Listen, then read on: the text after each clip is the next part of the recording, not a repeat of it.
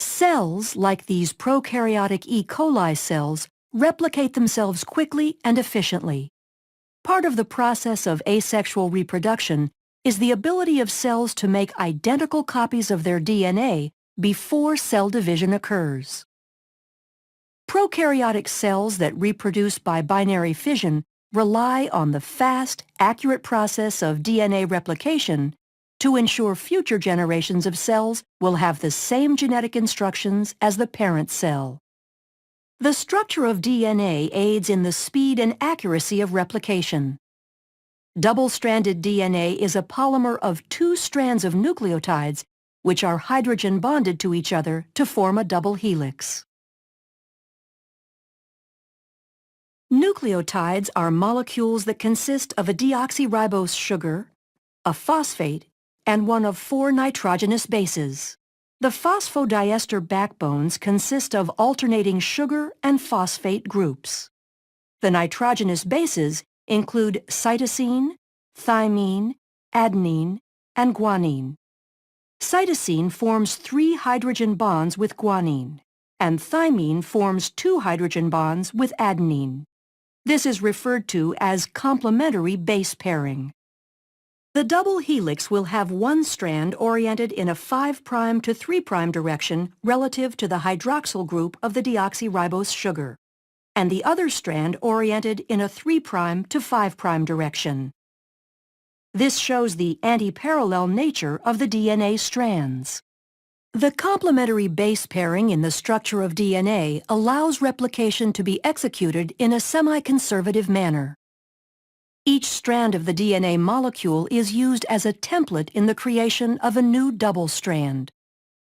Replication begins with double-stranded DNA being separated, and each original strand, called a parent strand, is used as a template for the complementary base pairing of nucleotides to make 2 new molecules. DNA replication occurs in the 5' to 3' direction, adding new nucleotides to the 3' end of the newly forming strand. DNA replication will begin at a specific area of the molecule called the origin of replication. The origin of replication denotes the area of active replication called the replication fork. In order to understand how complex eukaryotic organisms replicate DNA, scientists first studied replication in prokaryotic models like E. coli. A number of enzymes are needed for replication to proceed once the replication fork is established. Helicase separates the strands of the double helix, and single-stranded binding proteins stabilize the newly single-stranded regions. DNA gyrase is used to make sure the double-stranded areas outside of the replication fork do not supercoil. Once the replication fork is stable, DNA polymerase catalyzes the addition of new nucleotides to the growing daughter strand. Other proteins, such as beta clamps and the clamp loader, help hold the DNA polymerase in place on the DNA. Short sequences of RNA, called primers, have to be paired to the template strands by the enzyme primase because DNA polymerase cannot begin to add nucleotides without a primer. Replication of both strands occurs at the same time, one using continuous synthesis and the other discontinuous. Continuous synthesis occurs on the 3' to 5' oriented parent strand, referred to as the leading strand.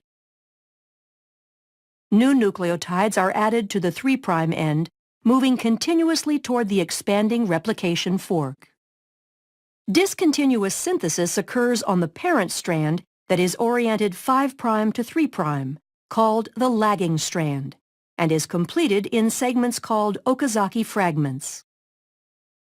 Replication on this strand uses primase to add primers ahead of the 5' end of the lagging strand. DNA polymerase III then adds short sequences of nucleotides, the Okazaki fragments, to the primer, filling in the gap. As the helix is opened further, this process repeats until the entire strand is replicated.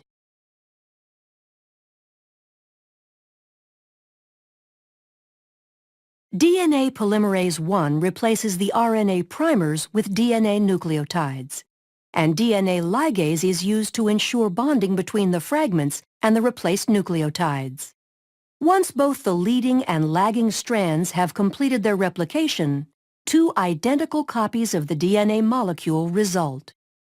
The process of DNA replication allows actively dividing bacterial cells to make sure all daughter cells have the same genetic instructions as the parent cell, allowing them to function in the same manner.